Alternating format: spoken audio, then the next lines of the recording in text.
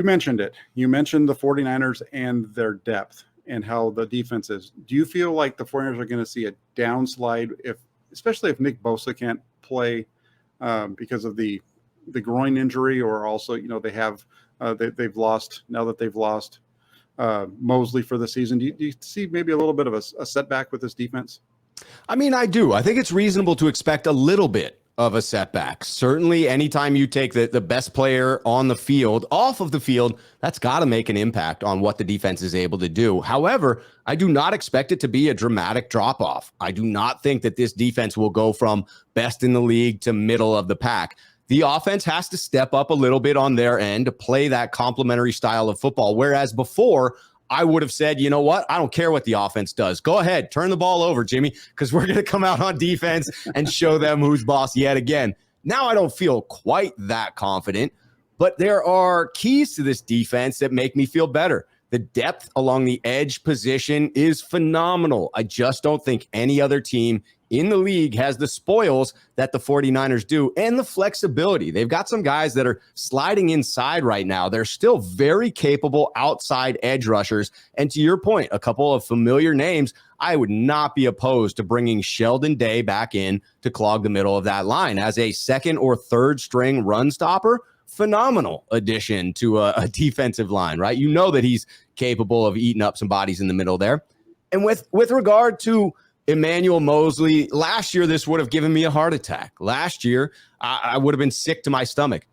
Because of the play of Charvarius Ward, Mooney Ward shutting it down on the other side, even if, and this is a big if, and I hope it's an if that's not true, but even if my man Jason Verrett isn't ready to go in the near future, I still feel pretty good about this position because schematically, Charvarius Ward is playing so good that you can, in fact, leave him alone on an island over there and provide significant help to the other side. And, whether it's putting Diamador Lenore outside and bringing Sam Womack into the nickel corner spot, there's just depth on this roster that there hasn't been in years past.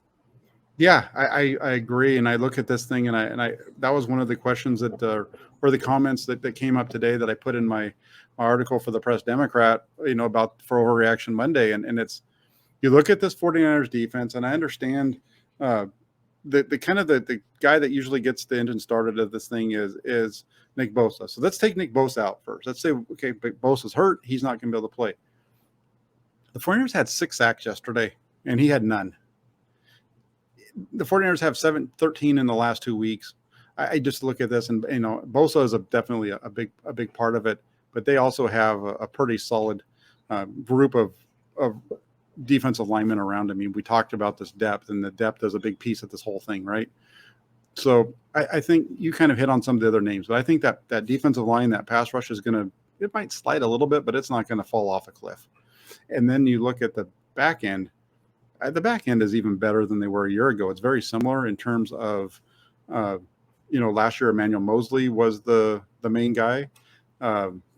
When there was injuries in the secondary, he was the main guy that was the opposite corner. But now it's going to be Charvarius Ward. The safeties are playing well. You have Jason Verrett, who might be able to come back and play. And if he can play, we saw how good he was in 2020 coming off the bench replacing Richard Sherman. If it's not him, then they can go to Dante Johnson. Dante Johnson has played every position in the secondary, started at cornerback for the 49ers against Green Bay in the second round of the playoffs last year when they only gave up 10 points at the Packers. You also have Samuel Womack. I don't think you're going to see Lenore bump out from the slot to the outside. I think if they do anything with those two guys, it's going to be Womack who slides out to the outside because that's what he did in college. That's also something that John Lynch had mentioned right after the draft, is that they kind of envisioned him as more of an outside corner anyway. And then on top of that, you have one more guy, Ambry Thomas. Yes. Can still, and Ambry Thomas played corner for you for most of the second half of last season and played for you all the way through the NFC Championship game. And they were able to do a pretty good job with those guys. And so I think you're going to see the defense. It might not hold you to 12 points in the first quarter for the next 5 weeks if those guys are, if both say Bosa, and Bosa's out along with but they're still going to be good enough to kind of win. And then, like you said, Jimmy Garoppolo needs to show that he can win some games too. I agree. And it sounds as if the language that I'm hearing for Bosa, that there's at least a chance that he doesn't miss time, right? I would wager that they're conservative with him. Groin injuries, as evidenced by his brother, who's at the more extreme end of it, having to go get surgery and being shut down, put on IR. I could see the 49ers being conservative with Nick Bosa, in particular, coming up against Atlanta, another game where the 49ers will be heavy favorites going into it. But the language I'm hearing gives me optimism that Nick Bosa's injury may not be as severe, may not cause him to miss multiple games.